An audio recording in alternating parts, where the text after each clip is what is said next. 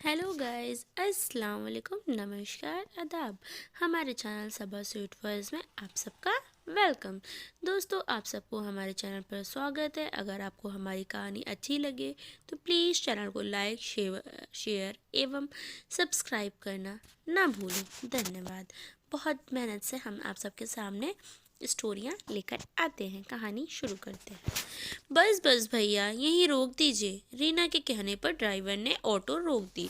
Auto से उतर कर बैग कंधे पर लटकाए लंबे लंबे डगमगार डग भरती हुई वह गेट खोलकर दरवाजे के सामने जा खड़ी हुई। कुछ दिन पापा के साथ बिता लूं, फिर सब दुख दर्द भूल जाने की नई सी उमंग लेकर वापस लौटूंगी, सोचते हुए रीना ने एक नकली मुस्कान चेहरे पर चिपका बेल बजा दी। अरे वाह रीना, आओ आओ। अचानक बेटी को आया देख आलोक जी का चेहरा खिल उठा। पापा, कैसा लगा मेरा सरप्राइज? आलोक जी से मिलते ही रीना की मुस्कान खनखनाती हंसते में बदल गई। कमरे में पैर फैलाकर सोफे पर पीठ टिकाकर वह आराम से बैठ गई। थक गई हूँ शायद, मैं अभी तुम्हारी पसंदीदा दालचीनी वाली चाय बनाकर लाता हूँ। वह आलोक जी किचन में चले गए। आप क्यों, रानी नहीं आई है क्या आज काम पर? रीना पापा के पास जाकर खड़ी हो गई। बेटा, एक ज़रूरी काम के सिलसिले में आज जयपुर के लिए निकलना था मुझे। रानी तो इसलिए जल्दी काम निपटा कर चली गई। वैसे मैं सोच रहा हूँ कि फ़्लाइट की टिकट कैंसिल करवा दूँ। अब पापा आप चले जाइए, जल्दी वापस आ जाइएगा। मैं तो अभी कुछ दिन यहीं रहूँगी। रीना प्रसन्न दिखने का पूरा प्रयास कर रही थी।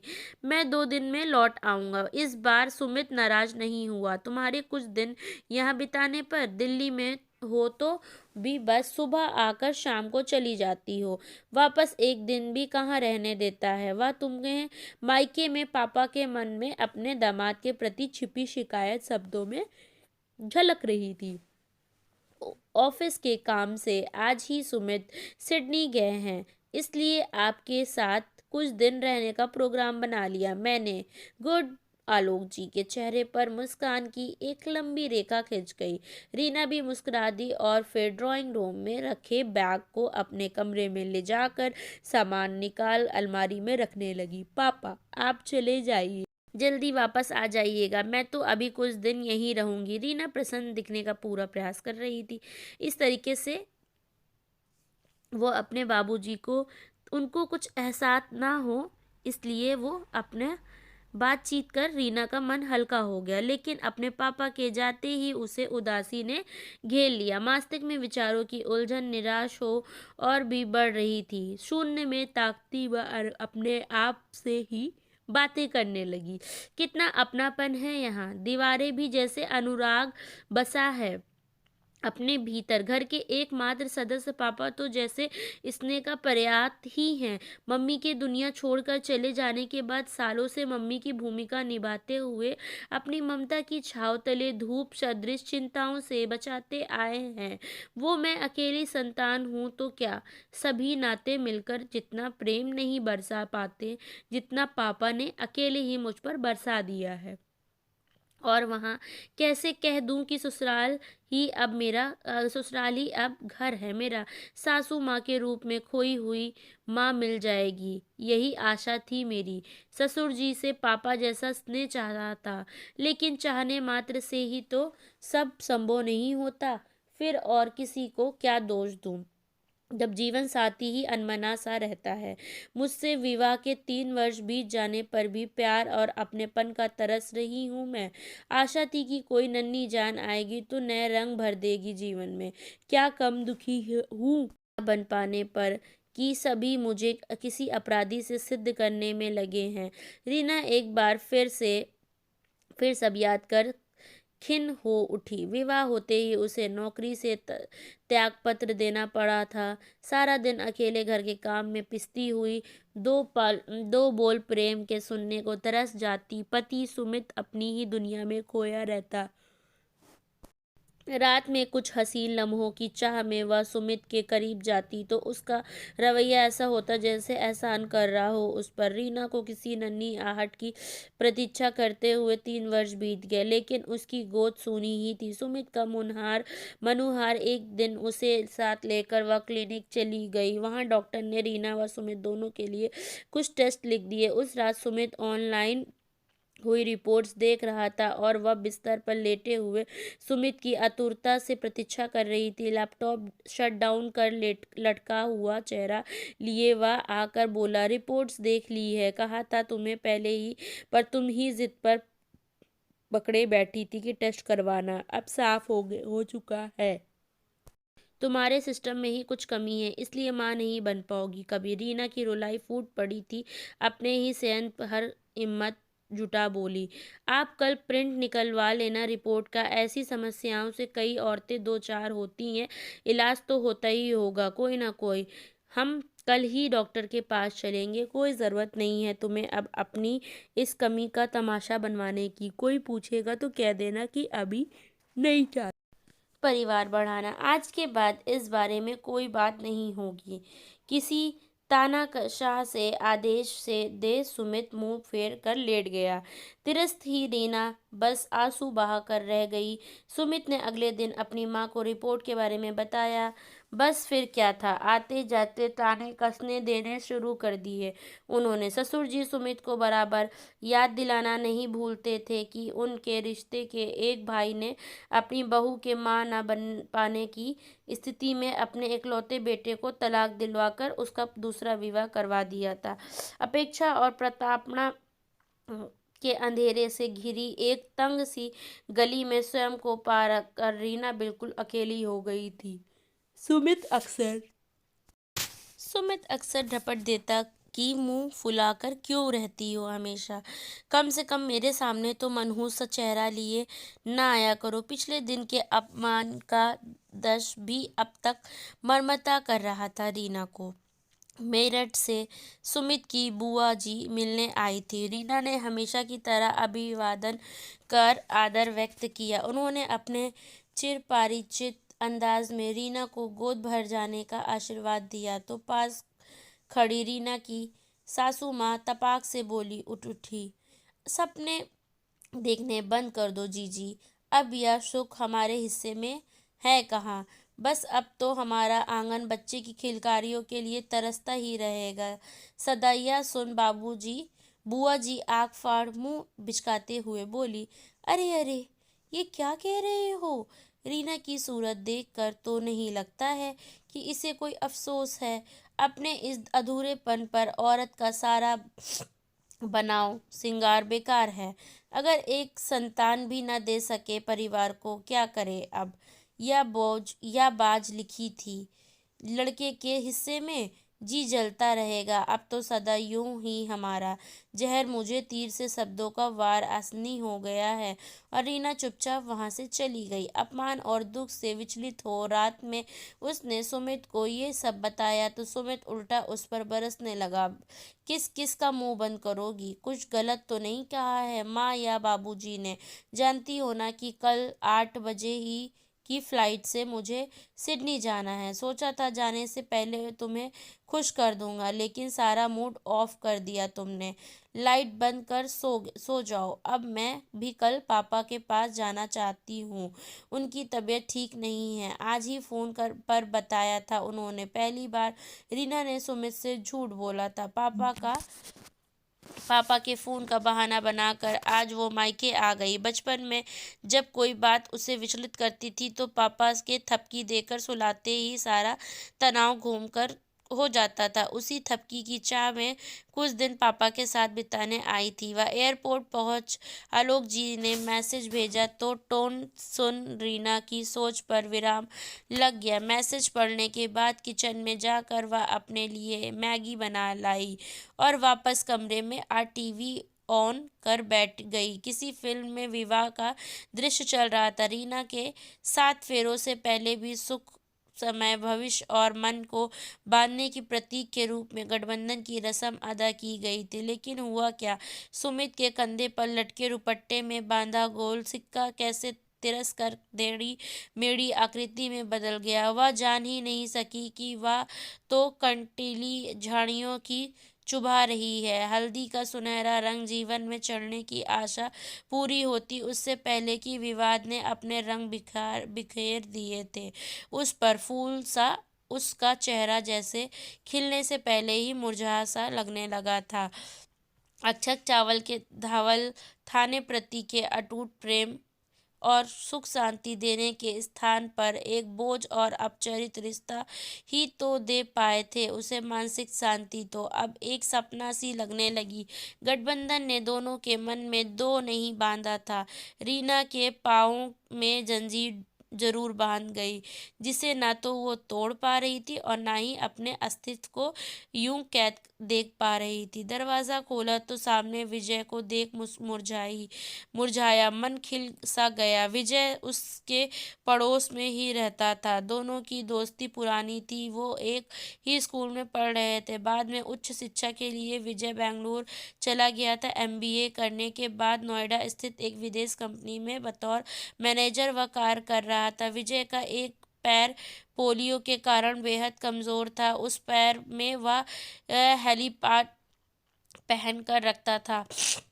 तभी उस चलन फिरनी संभव को पता है विजय के मन में रीना के लिए विशेष स्थान था। लेकिन इसका कारण रीना का अप्रमेय सौंदर्य या उसके पढ़ाई में अव्वल होना नहीं था। इसका कारण तो रीना का मन के प्रति सम्मान और स्नेही व्यवहार था जो सहानुभूति से नहीं मित्रता की सुगंध से सुवासित था। विवाह के बाद रीना का मायके में आना कम होने लगा तो विजय से मिलना जुलना बंद सा हो गया। लेकिन रीना की मित्रता जैसे ऊर्जा बनी हमेशा विजय का हाथ पकड़े साथ साथ चला करती थी। विजय आया तो रीना पहले के रंग में रंग गई। बातों का सिलसिला थमने का नाम ही नहीं ले रहा था।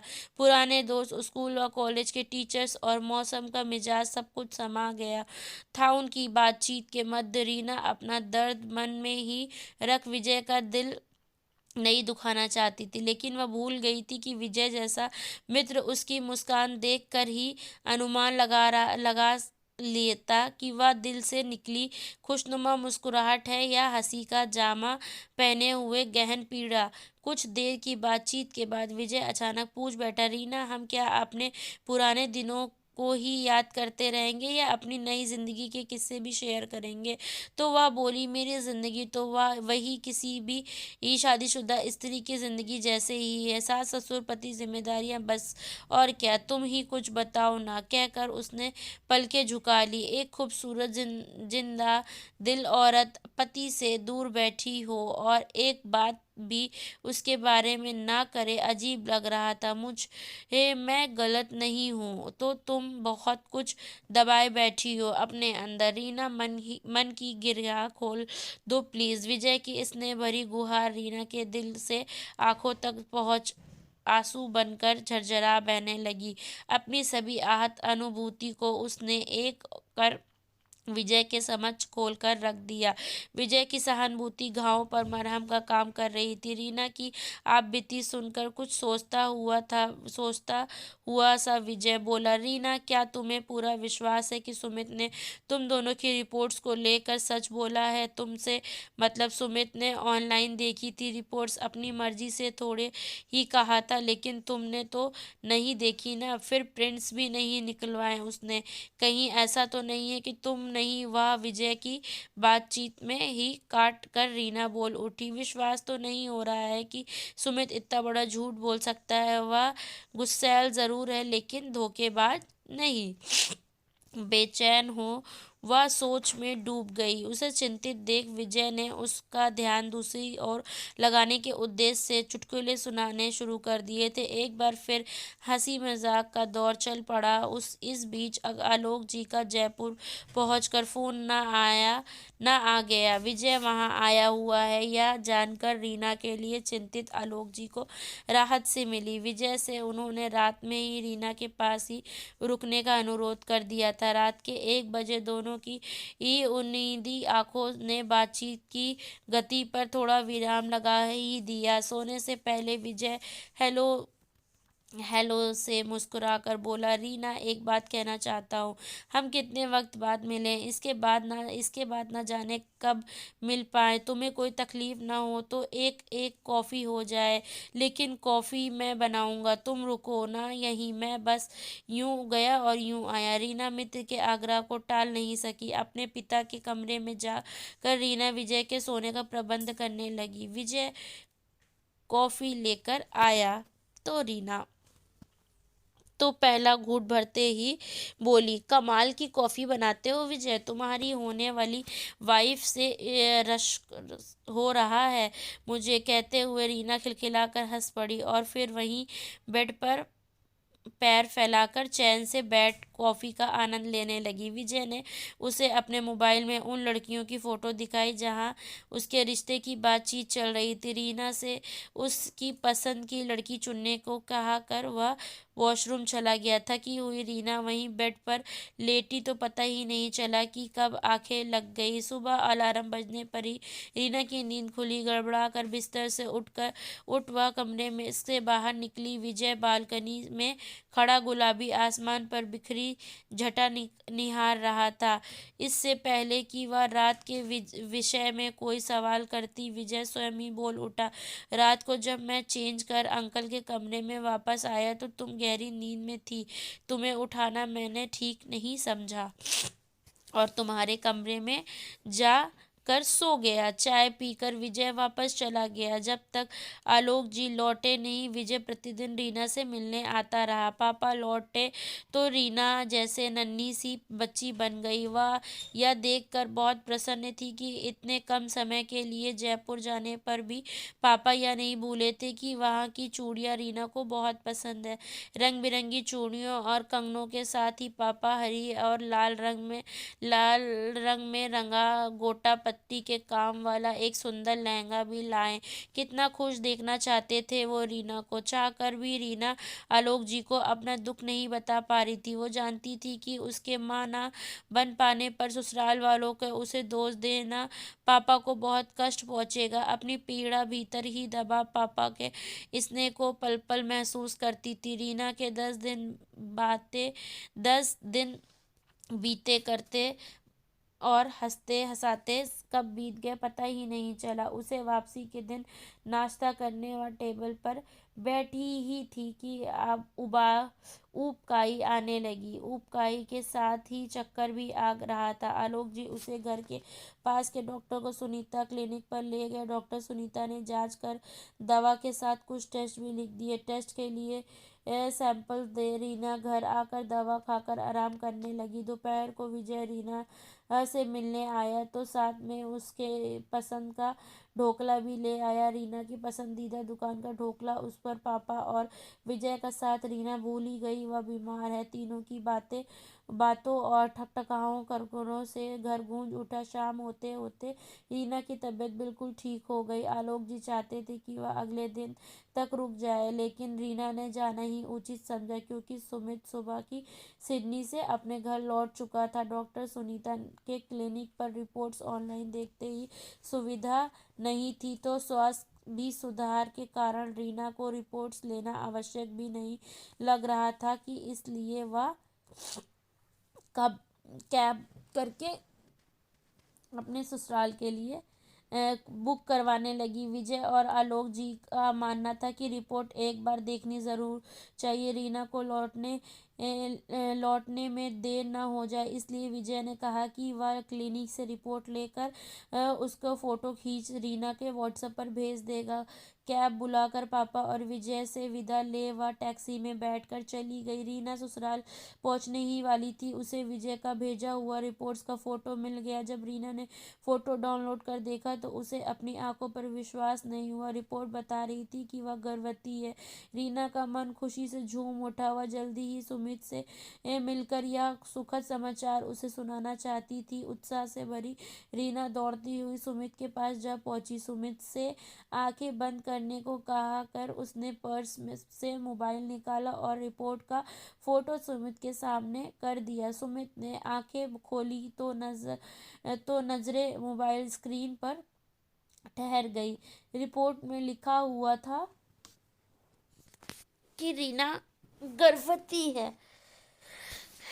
प्रेगनेंसी पॉजिटिव देखते ही उसके चेहरे के रंग उड़ गए, माथे पर त्योरियां चढ़ाते हुए बोला, क्या मजाक है? यह मजाक नहीं है, यह सच है सुमित। रीना खुशी से चहक उठी, लेकिन यह कैसे हो सकता है?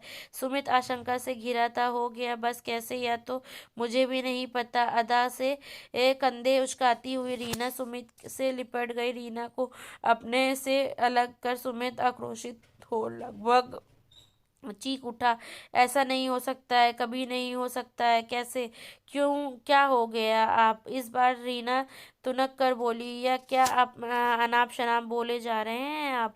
इतनी देर से मैंने तो सोचा था कि आप यह खुशखबरी सुन खुशी से झूम उठेंगे, लेकिन वैसे कैसे खुशखबरी? कैसी खुशी? सुन लो तुम, आज की मैं पिता नहीं बन सकता। उत्तेजना और क्रोध में सुमित के मुंह से सच निकल गया। रीना सिर पकड़कर बैठ गई।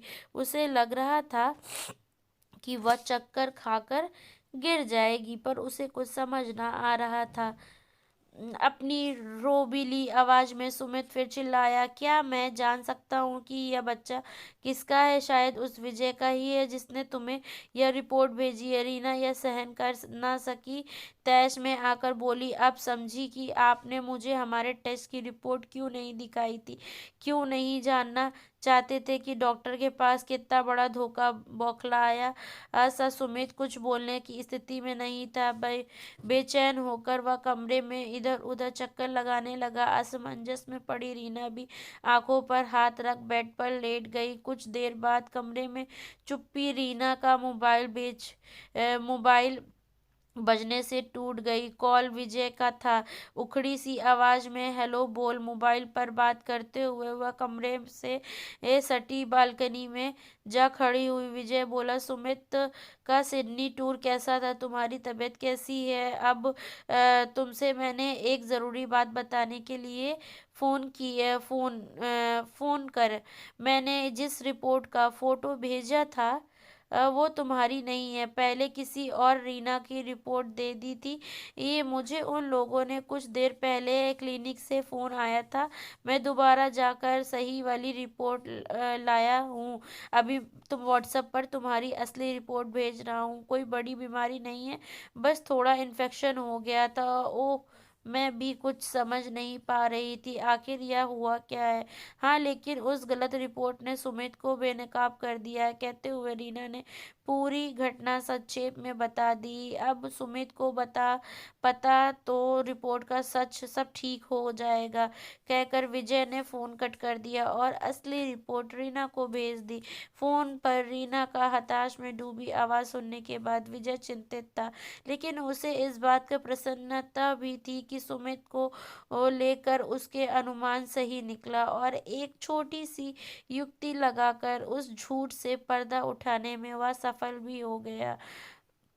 हुआ यूं कि शाम को जब विजय रीना की रिपोर्ट लेने पहुंचा तो जो रिपोर्ट उसे मिली उसे देखकर वह चौंक गया। फिर रिपोर्ट पर मोबाइल नंबर व घर का पता देखा तो वह रीना का नहीं था। विजय समझ गया कि यह रिपोर्ट किसी और रीना की है। इससे पहले कि वह काउंटर पर जाकर सही रिपोर्ट लेता, उसने अपने मोबाइल से उस रिपोर्ट की एक फ़ोटो इस तरह खींच कर रख लिया जिसमें एड्रेस व मोबाइल नंबर ना दिखाई दे। इसके बाद विजय ने रीना की असली रिपोर्ट लेकर अपने पास रख ली। रिपोर्ट नॉर्मल थी, इसलिए उसे रीना तक पहुंचाने की जल्दी भी महसूस नहीं हुई। विजय को गलत रिपोर्ट वाला फोटो रीना को भेजने के कुछ देर बाद भेजी विजय ने असली रिपोर्ट, ताकि रीना सुमित को गलत रिपोर्ट दिखा सके और इस बारे में रीना और सुमित की बातचीत भी हो पाए। रिपोर्ट देखने के बाद सुमित की प्रतिक्रिया द्वारा सच झूठ की तक पहुंचना चाहता था। विजय सही रिपोर्ट भेजने के बाद विजय आशा कर रहा था कि सुमित अब शर्मिंदा होकर सच छिपाने के लिए रीना से क्षमा मांग लेगा और दोनों वैवाहिक जीवन एक सुखद मोड़ ले आएंगे, लेकिन ऐसा नहीं हुआ। सुमित को जब रीना ने बताया कि प्रेगनेंसी वाली रिपोर्ट गलत थी, वह नॉर्मल निर्मलता और दोगुनी वेग से वह रीना पर चिल्ला उठा तो अब अपने दोस्तों के साथ मिलकर मेरा मजाक भी उड़ाना शुरू कर दिया था। ना जाने क्या समझती हो अपने आप को, सिडनी में ही खुश था मैं।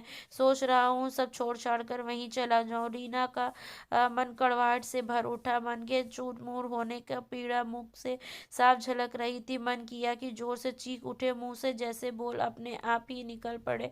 अपने किए शर्मिंदा होने की जगह आप मुझे मेरे दोस्तों पर कीचड़ उछाल रहे हो। अब तक आपके व्यवहार को मैं आपका स्वभाव समझ सहन करती रही, लेकिन आप तो पहले ही दिन से ही मुझे नीचा दिखाने के मौके तलाश रहे थे।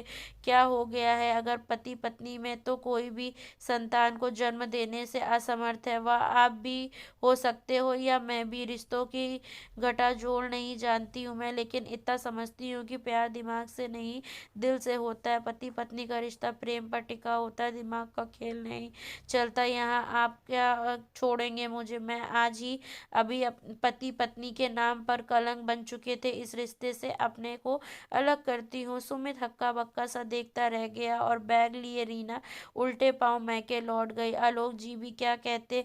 सब जानने के बाद कुछ दिनों की जिद्दोजहद के बाद तलाक हो गया। अपनी योग्यता के बल पर स्कूल में टीचर बन रीना पूरी हिम्मत से स्वयं को संभालने लगी, लेकिन मन ही मन कहीं ना कहीं रितिकता निरंतर अनुभव कर रही थी कि धीरे धीरे उसके वजूद पर छा कर उदासी उसकी उंगलों को खुशलियों को लील जाती। यदि उस दिन विजय अपना दिल उसके सामने खोल न देता तो रीना तुम्हें कभी कहने का साहस न जुटा सकता। हमेशा एक जुड़ाव सा महसूस होता रहा। तुम संकोच कहना भी चाहा कभी तो अपाहिज पाँव के जैसे मेरी सारी हिम्मत छीन ली। तुम्हारी शादी हुई तो सब्र कर लिया और हमेशा तुम्हें खुश देखना चाहा। अब भी तुम्हें उदास देखता हूँ तो लगता है कहीं से खुशियों की गठरी बांध लाऊं और सब तुम पर निछावर कर दूं। विजय बोला। अपाहिज क्या कर रहे हो विजय? अपाहिज तो सुमित था जिसकी सोच की पुंगी थी। काश तुमने कुछ साल पहले ही बता दी होती तो मुझे अपने मन की बात। रीना का गला रौंद रौंद गया। तो अब भी क्या बिगड़ा है रीना? क्या तुम मेरी जीवन संगिनी बनोगी? खुश रखूंगा। रीना की आंखें ही नहीं मन ही भीग गया। लगा जैसे विजय ने चाहत के रुपट्टे से सामान का सिक्का उमंग की हल्दी चावल के दोनों का विश्वास तथा आशा के पुष्प रख कर गांठ लगा दी हो, और उसे रीना की आंखें ही नहीं मन ही भीग गया। लगा जैसे विजय ने अ, अ, कोमल भावनाओं के चूनर से बांध लिया और गठबंधन तो आज हो गया हमारा कहकर रीना विजय के गले लग गई। हमारी कहानी अगर आपको अच्छी लगी हो तो प्लीज़ हमारे चैनल को लाइक शेयर सब्सक्राइब करना ना भूलें। धन्यवाद।